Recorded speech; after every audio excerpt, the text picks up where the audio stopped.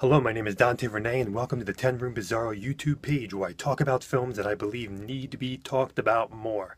Like tonight's film, 1971's Let's Scare Jessica to Death. Now, this actual DVD is put out by Paramount Home Video.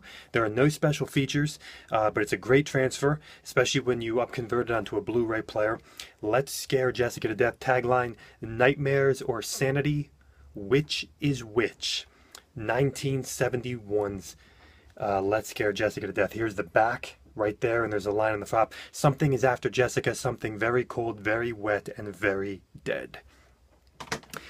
This is a film that I encountered some years back. I think approximately about 7 years ago.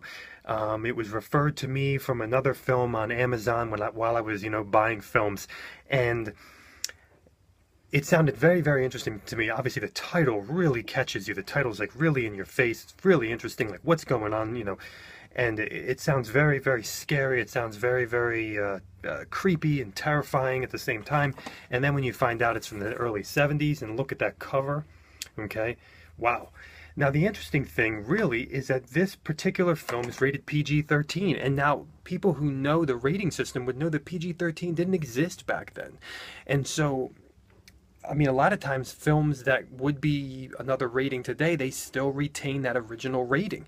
So the question is, why does it have that particular rating of PG-13? Where did that come from?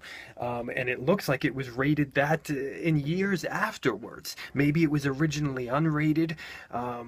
So very, very interesting. And it's rated PG-13 for terror, violence, and some sensuality. Let's get into Let's Scare Jessica to Death. I have some notes written above here to really kind of guide me along after I watch this film. So let's get into this movie. This is a film that deals with the loss of sanity meeting the reality of evil. Something that I've talked about with a lot of people is a fear that we have as adults, a fear that we have as we get older, is losing control of our minds, whether it be dementia, Alzheimer's. There would be another flip side to that, which would be keeping your mind and losing control of your body, like the disease like ALS or some rare form muscular dystrophy. Okay. But in this particular, piece, in this movie, the loss of sanity, the loss of control of your mind, that's terrifying. And it's something that I think sometimes as you get older, it becomes more and more terrifying. This is a movie filled to the brim with atmosphere, with creepiness. It's disturbing, it's dark, it's troubling. It's mental, okay? I know I used that word in another review that I did for George Romero's film on this page, Season of the Witch. This is a film that takes it much more directly mental. I had a friend watch this film about 5 years ago who suffered from anxiety issues and depression and some other mental issues and was really, really troubled by this film. It really affected him, and he did not find it a pleasant experience, okay? This is truly a film that dives into the mind and into the loss of control of your mind and into mental issues, but also a level of the supernatural and evil at the same time. Let's get into this movie. Let's start off with the music. The music is really interesting because it's filled with kind of this theme of like a sad guitar. This sad guitar picking and noodling, and it's a beautiful theme, and it's a sad theme, and it's almost a depressing theme in light of the film, and it's a really, really well done piece that kind of gets echoed in different variations throughout the film. But with that, we also have very, very jarring and disturbingly dark electronic cues of terror without melody, okay? Similar to Season of the Witch that I talked about, and even Tobe Hooper's The Original Texas Chainsaw Massacre, and Eaten Alive, and Children Shouldn't Play with Dead Things. These films that have this kind of very, very dark, psychotic sounds with no melody that really define disturbing in the audio world. There's a sound design in here that's very intense, of air, of wind, and layers of darkness over the sad guitar playing at times. So you'll have that sad guitar playing, and then on top of that, layers of electronic darkness and things building and brimming nightmares. Some of the most disturbing pieces of the score of this film are the aspects that it'll take different emotions and play them at the same time. You know, really cueing into the themes of this film with mental insanity and things like that. It'll really kind of mix them together, and it becomes almost too much to handle. It becomes a bit chaotic, but overridingly disturbing. Electronic beats and rhythms and banging and clanging. Music and design that brings a level of insanity. First person talking from the main character that is the sound of her own mind. Yes, folks, as you watch this film, you will be listening to her thoughts. You will be listening to her mind. And it'll be very, very interesting, because the film, obviously, when you hear something like that, it means, oh, okay, we're taking it from the first person of this character. In a way. But not completely. Not that simply, okay?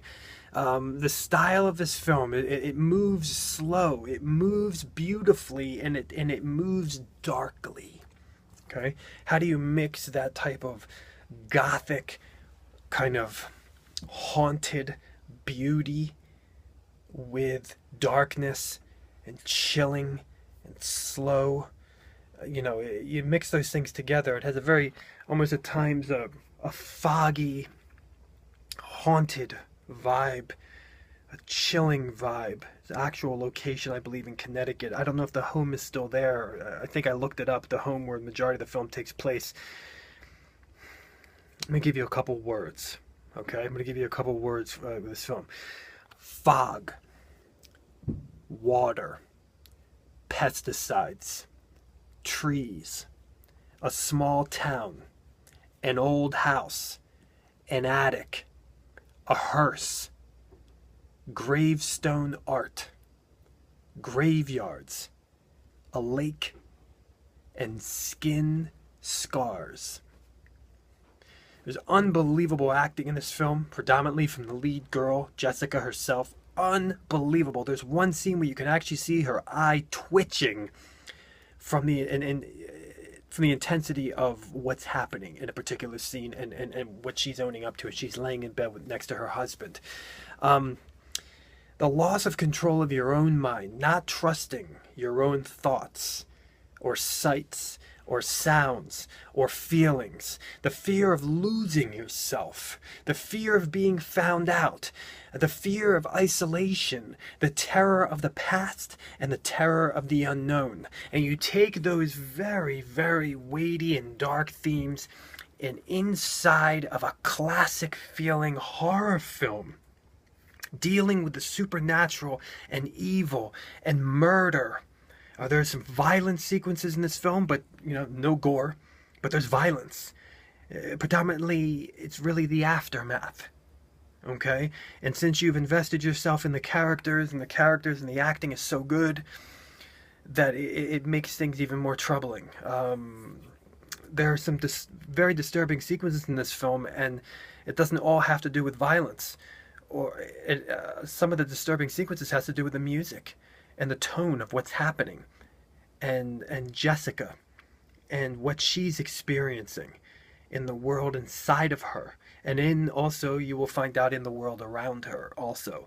This is a very 70s film, also, from the clothing to the culture, to the style, to the decisions that are made in the film. Very, very 70s, around a dinner table whipping out an acoustic guitar from a stranger one night. You know, that kind of vibe. It's very, very 70s, and the art in the way the world is looked at, in the worldview and the perspectives, everything. And that is a beautiful thing. This is Let's Scare Jessica to Death. I don't reveal things. I don't reveal spoilers in any of my reviews, as you know. I try to give you my feelings. And this is 1971's Let's Scare Jessica to Death. This movie needs to be talked about more. It is a truly haunting film that is also weird. also. Thank you so much for watching the 10 Room Bizarro YouTube page where I talk about films that I believe need to be talked about more, like that one, this one, Jessica. Please feel free to check out all my other YouTube reviews, hundreds of them at this point, or over 100, something, I don't know. And please feel free to check out my own personal films at youtube.com/poopydiarrhea. Thank you. And before I say goodnight,